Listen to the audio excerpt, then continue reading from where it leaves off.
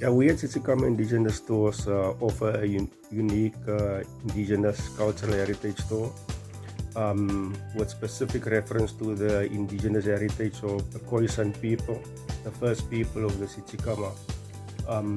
Our tour content is as follows. We do our meet and greet at the Coastal Primary School. From there, we walk to the studio. We have a walk and talk about the indigenous cultural heritage of the Tsitsikamma, of the indigenous people who used to live in the Tsitsikamma a long time ago, meaning our ancestors.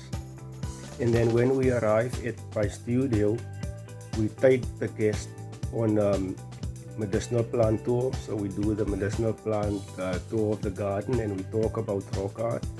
We answer the most frequently asked questions about rock art.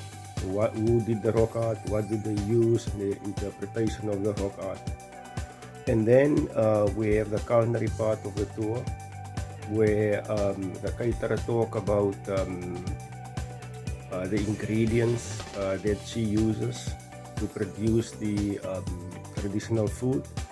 She then have a culinary talk where she explain everything else, everything that is asked by the tourists. She normally answer all their questions.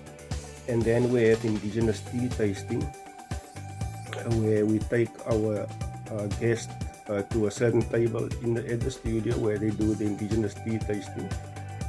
From there, we go to my studio where we look at my artwork, my indigenous art. Some of the artwork that you see there, you can only see it on the store when you go to the studio or when you go onto the store as a guest. Some of those artworks already appeared in the South African Journal of Art History. It is unique and is the only place where you can see it. And then from the art studio, we have what we call the indigenous living heritage of the Garden Road video. That is a 15-minute video that tourists can watch. And then there's a lot of information about the indigenous heritage of the Garden Road on that video. We also do a live art demonstration, whereby I do a live art demonstration of either landscape or a vanishing village or a rock art piece. And then when we're done with the rock art piece, we have a lucky draw where a tourist can one of the tourists on the tour will then win the artwork that was produced by me.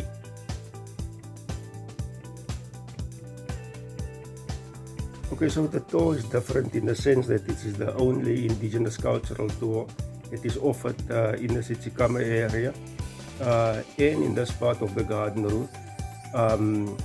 It is unique and it's an award-winning tour. Last year we won the Eastern Cape Iconic Cultural Experience Award. There is nothing like that in the Tsitsikamma, and that is what set it apart from all other tours that is in the cover, because most of the tours in the Tsitsikamma is adventure tours and so on. So we are the only indigenous cultural tour operator in this area. Well, this tour gives road trippers a real insight into the indigenous heritage of the Khoisan people. And it's a short drive off of the N2, more especially for road trippers traveling the Garden Road between Jeffreys Bay and Mossel Bay. It is a very relaxed atmosphere. You know, we have nice and relaxed conversations there. And it's highly recommended for road trippers to take a break, you know, have some traditional food, learn about the indigenous history of the Tsitsikamma, meet the artist and the historian who is conducting the tours, who is myself, Stanley Grootboom. And then learn more about the medicinal plants, the rock art, the lifestyle of the people who used to live in the Tsitsikamma and so on. So it's a good place for road trippers to visit. Yes,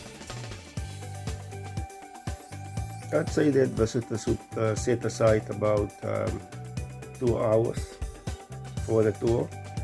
Because remember, the tour content is of such a nature that will take you on a proper tour, and the tour content is also of such a nature that the traditional food component that goes with the culinary tour take about 35 to 40 minutes, and then the storytelling and the rest of the tour is about 1 hour 10 minutes. So it's going to be good to set aside maybe just 2 hours for the tour.